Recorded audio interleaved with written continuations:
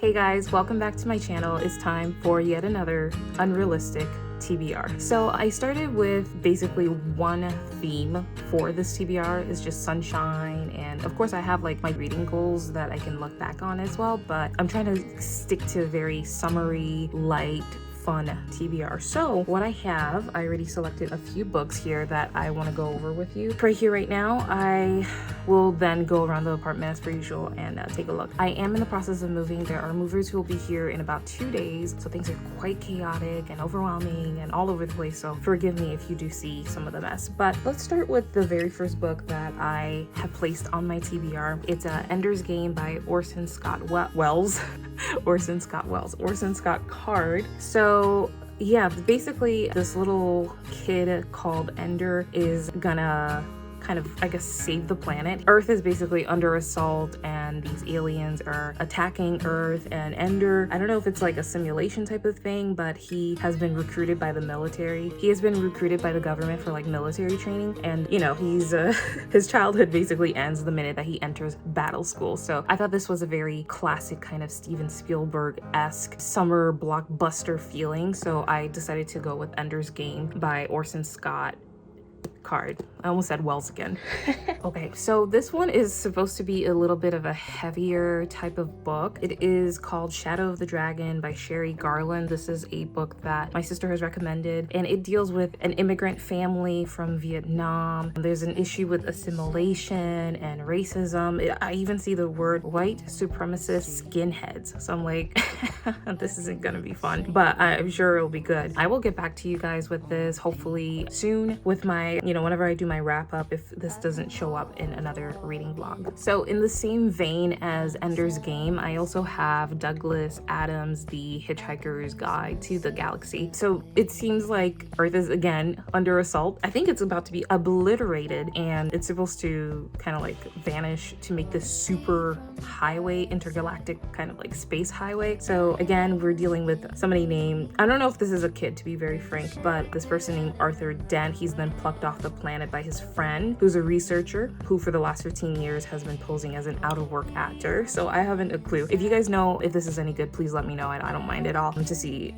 should I even take a look at it during the summertime. For me, the Caribbean screams summertime, fun in the sun, and Dr. No is exactly where this story takes place. Dr. No by Ian Fleming. So we basically would be following 007, who's a Secret Service agent for the British government, and James basically finds himself in the Caribbean with the sun-soaked beaches, the palm trees, and the calypso music, of course. He's on assignment, a dangerous assignment. So yeah, this will be my very first Ian Fleming. I know that they are revising these books along with Agatha Christie, Roald Dahl for revision, which is just so nutty to me. Let me know what you guys think about that. Have you heard any news about like the revisions that are happening with old books, and what are your thoughts on that? Because it just seems so it seems very 1984-ish, But yeah, so Dr. No by Ian Fleming. I always hear that the movies are far better than the books. I love the James Bond movies. I have a favorite Bond. If you do have a favorite Bond, please let me know in the comments below. Okay, so one of my all-time favorite movies is The Count of Monte Cristo. It stars Jim Caviezel. It is just such an epic adventure. It is just so amazing. I love the way that the story just seals itself up. So I have 2 copies of The Count of Monte Cristo, the cloth-bound edition, and then this gorgeous leather-bound one. So yes, I'm so excited about this. The Count of Monte Cristo, we're following this guy named Edmond Dantes, and he basically gets wrongly imprisoned at this place called the Chateau d'If for about 13 years. I didn't mention that this is by Alexander Dumas. I don't think I said his name, but yeah, he gets wrongly imprisoned for like 13 years. He makes an escape, and it's basically a revenge story, trying to settle scores, I suppose. I don't know if it's exactly the same as what they gave us on the screen, because that's supposed to be very entertaining for, audiences, but man, you guys, again, this was the year of very big books. We had Les Miserables by Victor Hugo in the last quarter or half of the year, and now I'll be moving on to these books, including the Three Musketeers, which I also have somewhere back there. I'll go ahead and grab that now. Oh man, I wonder if y'all can tell. The house is crazy. Probably not, because I'm doing a good job at hiding everything. But yes, let's see here. Alexander Dumas. Look at that in my room. Okay, so yeah, my book is over here. behind this little stack here. Yeah, my camera just fell.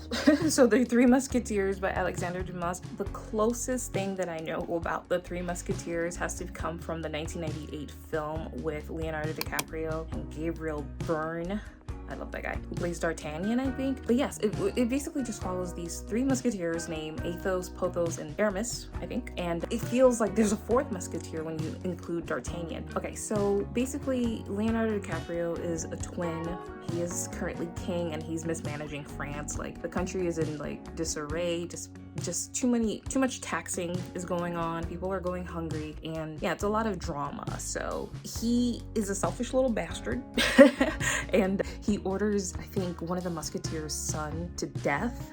And eventually there's like some infighting. One of them is like a drunk, the other is a priest, I believe, who, like, I think it was Alfred from Batman, from Justice League, Zack Snyder's Justice League, who's the priest. And then you have the drunk, who's Gerard Depardieu. And then, what's his name? Mikovlik? I think the name I'm looking for is John Malkovich. He's the one with the son who ends up dying, and then there's like infighting, and it's just such a great story. And then I think there's also like a Queen of Austria along with D'Artagnan. They get together, and he's supposed to be the father of these twins, and oh, it's a good story. Anyway, sorry for the ramble on. This is the story that I know for the Three Musketeers. It really just kind of links up with the Man in the Iron Mask, but I hear that Man in the Iron Mask is like a tiny little sliver of a bigger story.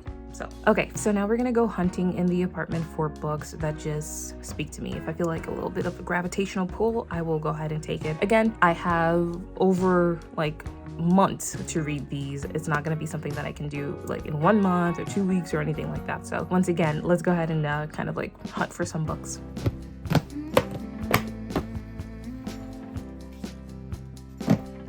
So starting with obviously my favorite area of the apartment, my white shelf. Let me see if I could zoom on out a little bit maybe for you guys. Yeah, so my white shelf area that you guys already know with my cozy chair. I was thinking of adding these books. I don't know which one I should start. Probably the one that he wrote first, but these are, I think, Afghanistan-based type of books from Khaled Hosseini. So we have The Kite Runner and 1,000 Splendid Suns. Let me find out which one was first. So it looks like Kite Runner was first, so we will be adding that to our TBR pile. So The Kite Runner by Khaled Hosseini. Again, it just feels like the sun is going to be at its highest peak. That feeling of scorching hot, that's what I'm going for. Too bad I don't have Dante's Inferno. It's just too bad. But maybe next year or whatnot, but I'm not trying to like add too much to my pile anymore. Now, there is a book in here that I want to get to as well. I think that they'll pair well together, like Khaled Hosseini's and there we go, Jan Martel's Life of Pi. I think my sister read this and enjoyed it, or at least saw the movie, so I don't know. Life of Pi. P, like piscine, is a God-loving boy and the son of a zookeeper, and he has a fervent love of stories and practices not only his native Hinduism, but also Christianity and Islam. What? Wait, let me sit down with you guys for this one. What? Uno, dos, tres. Three religions. That is so wild. Wow. All right, let me just sit down real quick with you guys and read that back with y'all. Okay, so I grabbed Life of Pi. Yeah, okay, so this was the one, because, you know, I'm dealing with a lot of books. So this is so, like, I kind of wish I knew about this before, so that way I could have grabbed this book even quicker, because you guys know how much I love stories that deal with a different religion. Like in 2022, I loved how my best books of 2022 video ended up having like the three major religions of the world were in some of the best books that I enjoyed. So there was like White Bird by R.J. Palacio that had to do with Judaism, and then there was the autobiography of Malcolm X as told to Alex Haley. That one was about Islam, not the Nation of Islam. And then The Chronicles of Narnia by C.S. Lewis, which had to do with Christianity. So that's maybe should be something that I implement from here on out, to have those at least major three religions in some of the books that I read throughout the year. And who knows, they might end up in the best books. So yeah, this one says that he's a God-loving boy and the son of a zookeeper, and he has a fervent love of stories and practices not only his native Hinduism, but also Christianity and Islam. So when he's 16, his family and their zoo animals emigrate from India to North America aboard a Japanese cargo ship. It's like all of these cultures are like blending together. That is so, so cool. Alas, the ship sinks. Oh no. Oh no. Oh no. And P, I want to call him P so bad, like, because it's like piscine, pool. Oh, okay. Pi finds himself in a lifeboat. His only companions, a hyena, an orangutan, a wounded zebra, and a 450-pound Bengal tiger. Oh, you see, the minute they said that, I know which book I want to go grab next. The Little Princess. Or A Little Princess. I don't know. I just saw the title too just a few days ago. So it says here, soon the tiger has dispatched all. Dispatched? Does that mean deleted? Does that mean removed? Did he eat them? He's dispatched all. What is that supposed to mean? But Pi. Can Pi and the tiger find their way to land? Can Pi's fear, knowledge, and cunning keep him alive until they do? So they are stranded out in open ocean. This is great. This is just great. And here it goes. This is why this guy is like all over the place with the different cultures. This dude, Mr. Martel, okay, our author, he was born in Spain to Canadian parents, and he grew up in Costa Rica, France, Mexico, and Canada. And he studied philosophy. No wonder if you're gonna have philosophy in your brain. Whoa, whoa, whoa. He worked variously as a dishwasher, tree planter, and security guard. That is so cool. He currently lives in Montreal, just if you guys wanted to know a little bit about this author. But yeah, you can just tell that he has like a diverse kind of background, which is really neat. I love, love, love that. So I said A Little Princess by Frances Hodges Burnett, I think. We'll go find it. I have a feeling it could be in the stack, but I'm not sure. Oh yes, Shakespeare as well. Oh my gosh. This is, yeah, what I tell you about unrealistic. No, not here, not there, not there, not there either. Let's see here. Hill House, Roots, Christmas Story. Ah, I knew it. I knew it. I knew it. So let's just throw that on there. Yeah, we're getting hefty. Let's grab something from the Billy bookcase. You guys know I have to take something from there. So I was thinking of rereading Lord of the Flies because it's so darn small and it's a classic. It's up here. I'm gonna also grab S.E. Hinton's The Outsider as well. So yeah, these two will go on the pile. Okay, so it is about that time for a drink. It's not really hot quite yet because I'm filming this and it's not 104 degrees yet. Okay, I don't have any ACs going, but I was like, I don't think it's warm for me because I was running errands earlier today. But I was thinking we can't do tea. But yes, I was like, you know what? Summer loving, summertime, and the living is easy. Smoothie time. Smoothie.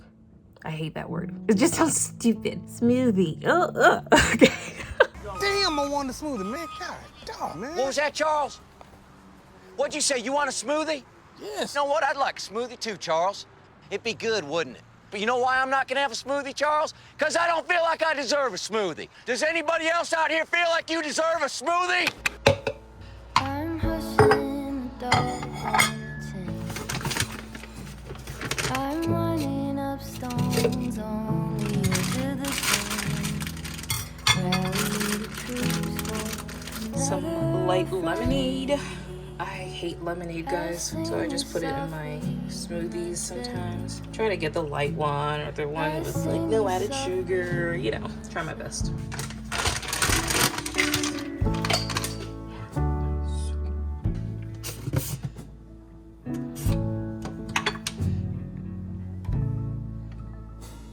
I'm buried beneath the sea. There's no way to speak.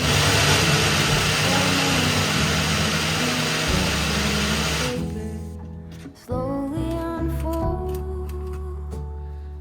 bracing for news that I can't bear to hold. While I'm singing. Okay, so we're in my very messy bedroom right now. I had all these books down here because I did like a bookshelf tour and I needed to showcase everything. But yeah, I kept this one in mind. This Jojo Moyes, The Giver of Stars. I know that some people really liked this movie as well as book, which is Me Before You. So this just gives me, you know, that feeling of country, summers, horseback riding. I have no idea what this is about, honestly. When you take a look at it here. So it says here that Alice Wright marries handsome American Bennett Van Cleve. Okay, what kind of name is that? That's so funny. Bennett Van Cleve. Hoping to escape her stifling life in England. Okay, so this is an English person maybe who's coming to America. Okay, so it has that small town vibes of Kentucky. So this just seems like it's very like a Hallmark or something, like a Hallmark movie. So we'll add that one to the pile as well. And then like going through the stacks, I noticed this one here that said 28 Summers. I was like, okay, this seems just about perfect, right? So this one's by Ellen Hildebrand, 28 Summers. So, oh, I wonder if Summer of 69 is one that comes before. Probably isn't. I'll take a look, but yeah, we'll add this one as well. And then over here, since I'm done with Harry Potter now, we're going to do the Chamber of Secrets. Okay, so that about does it. These are the books that I have for my latest TBR. Let me quickly try that smoothie. It matches my shirt. Okay, it's kind of like two-tone. I wish I actually had something to mix. Like, why am I looking for something to mix in here? Like in the living room. Like, go to the kitchen. I got something. Oh, she thick. It's thick. But it's so pretty. All right, here we are. This is actually pretty good. And I'm not a smoothie type of person. It's very good, very refreshing. Oh yeah. Okay guys, so let me go ahead and rattle off the books that we have for the TBR. My neighbor is playing music. I'm so sorry if you can hear that. It's just such a... So, Life of Pi, Kite Runner, Lord of the Flies, Shadow of the Dragon, The Hitchhiker's Guide to the Galaxy, Dr. No by Ian Fleming, The Count of Monte Cristo by Alexander Dumas. I have 2 copies. A Little Princess by Frances Hodgson Burnett, The Three Musketeers by Alexander Dumas, The Chamber of Secrets, Harry Potter and the Chamber of Secrets, 28 Summers by Erin Hildebrand, The Outsiders by S.E. Hinton, Ender's Game, and then Jojo Moyes' The Giver of Stars. Oh, so excited for this one. And then on the side of Libby, because you guys know how much we love the library system, guys, I have Hungry Ghost by Kevin Jared Hossein. So I also have on Libby Out There by Kate Folk. It just gave very Black Mirror vibes, which is a crazy show. Under the Banner of Heaven by John Krakauer. And then finally, I got this recommendation from, I think, author James Patterson. Not that he spoke to me. Can you imagine? So yeah, that's the book that I'm getting. It's free water, and it's supposed to be, again, like a kiddish type of book, juvenile fiction. So I'll let you guys know how that all goes. It is a very ambitious TBR regardless, because there are some massive classics here in the mix. So let me know what you guys are reading and what suggestions you have, because somebody gave me a great one the other day and it was called The Rose Code. I can't stop talking about it. It was so good. So yeah, definitely let me know what you guys are going to be reading for the upcoming summer, early fall, and I will definitely consider your recommendations because you guys have great taste as well. Guys, have fun this summer. Go outside, go to the beach, to the pool. Make sure you put that sunscreen on, okay? We're trying to age just gracefully and with as few wrinkles and spots as possible, and of course skin cancer. Hello. But yeah, you guys have a lot of fun this summer. Go outside, read at least 3 books for the summer, you know, 1 for June, 1 for July, and 1 for August. Just read 1 book a month. It'll do you wonders. Okay, that's enough. Alrighty guys, take care. Thank you so much again for watching, and I will catch you in my next one. Bye. To just be, to really see something other than just me, to lean in, look around, open up to the sound. If I could give you more than half